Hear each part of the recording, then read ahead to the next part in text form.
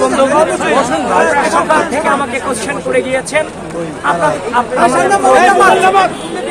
আমি হাস্যোজ্জ্বল মুখে বলেছিলাম যে আর কোনো অভিযোগ এবং বিগত সময়টাতে যখন আপনারা কোশ্চেন করেছেন আমি অ্যান্সার করেছিলাম যে আমরা শুধু পজিটিভ চিন্তা করতে চাই, আর নেগেটিভিটি যেতে চাই না।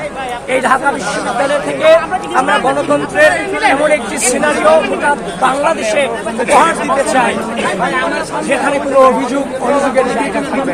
আমরা সবাই সামগ্রিকভাবে জিতে যাব।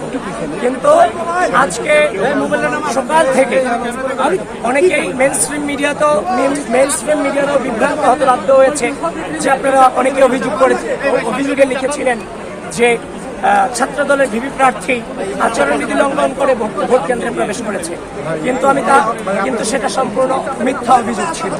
তো এই জন্য পরবর্তীতে দেখলাম মেইন স্ট্রিম মিডিয়া এটাকে আবার সংশোধন করে নিয়েছে। এই জন্য মেইন স্ট্রিম মিডিয়াদেরকে আমি আমার অন্তরস্থল থেকে কৃতজ্ঞতা জানাই। আপনারা আরো বেশি সচেতন হবেন সে আশা আমি রাখছি। কিন্তু দুপুর থেকে আমরা শুনতে পেলাম রোকেয়া হলে এবং অমর 21 হলে কারচুপির অভিযোগ আমরা পেয়েছি। যে ব্যালট পেপার দিয়েছে সেখানে আগে থেকে ক্রস চিহ্ন দেওয়া আছে ভিপিজিএস এর জায়গায়, শিবিরের ভিপিজিএস এর জায়গায়। ঠিক একই ঘটনার পুনরাবৃত্তি ঘটেছে অমর 21 হলে। তার মানে একই ঘটনা পুনরাবৃত্তি ঘটে কোনোভাবেই অপরিকল্পিত ঘটনা নয়। এবং বিভিন্ন স্টুডেন্টরাও কিন্তু পোস্ট দিচ্ছে যে ভোট কারচুপি হচ্ছে। ইতিমধ্যে পোস্ট পেয়েছেন কিনা আমি জানি না আপনারা।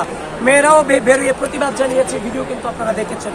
সুতরাং সবকিছু মিলিয়ে আমরা আশঙ্কা করছি যে নির্বাচন এবং যে গণতান্ত্রিক পরিবেশ উপহার দেওয়ার চেষ্টা আমরা করেছিলাম সেটা শুরুতেই হোঁচট খেয়েছে।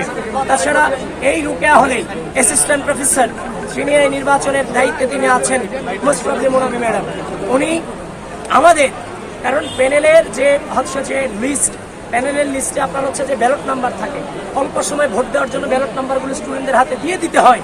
এটা 19 সালে ডাকসু নির্বাচন আমি দেখেছি, তেমন কোনো ঝামেলা হয়নি। কিন্তু প্রত্যেকটা কেন্দ্রে সকাল থেকে আমাদের উপরে একটা জুলুম চালিয়েছে যে এগুলো আমরা দিতে পারবো না। পরবর্তীতে মুনামি ম্যাডাম এখানে যিনি ছিলেন উনি 100 গজ দূরত্ব থেকেও আমাদের মেয়েরা যখন এগুলো প্রচার করছিল, আমাদের পাঠ্যক্ষ বিষয়ক সম্পাদক সূচনাকে তিনি থ্রেট করেছেন যে তার নাকি বিশ্ববিদ্যালয়ের তিনি কিভাবে পড়ে, তার ছাত্রত্ব কিভাবে থাকে, তিনি নাকি ওই স্টুডেন্টকে দেখে নেবেন। সুতরাং মুনামি ম্যাডামের তো এই ধরনের হিংস্র আচরণ করার কথা ছিল না, কারণ একটা নির্বাচন, গ্রহণযোগ্য নির্বাচন অনুষ্ঠিত হতে যাচ্ছে। সুতরাং সবকিছু মিলিয়ে আমরা আশঙ্কা করছি সেই গণতান্ত্রিক পরিবেশ উপহার দেওয়ার প্রয়োজন ছিল, হয়তোবা সেটা শুরুতেই হোঁচট খেয়েছে। সুতরাং আপনাদেরকে আহ্বান করছি আপনারা আরো বেশি সচেতনতা অবলম্বন করেন। আপনারাও কেন্দ্রগুলোতে আপনারাও আপনাদের যতটুকু জানে আপনাদের প্রবেশাধিকারেও কিছুটা বাধ্যবাধকতা করে দেওয়া হচ্ছে, যেটা কোনোভাবেই কাম্য ছিল না। তো সুতরাং সবকিছু মিলিয়ে আপনারা আরো বেশি সচেতন হন।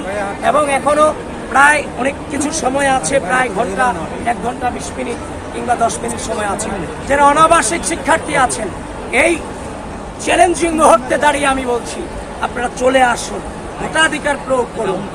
এই যে যারা বাংলাদেশের স্বাধীনতাকে বিশ্বাস করে না, যারা ঢাকা বিশ্ববিদ্যালয়ের শিক্ষার্থীদের গণতান্ত্রিক মত প্রকাশের স্বাধীনতাকে বিশ্বাস করে না, যারা ঢাকা বিশ্ববিদ্যালয়ের শিক্ষার্থীদের মানবাধিকারকে বিশ্বাস করে না, নারী অধিকারকে বিশ্বাস করে না, ভোট কারচুপির মধ্য দিয়ে তাদের উত্থানকে ঢাকা বিশ্ববিদ্যালয়ের সাধারণ শিক্ষার্থীরা কখনোই মেনে নেবে না।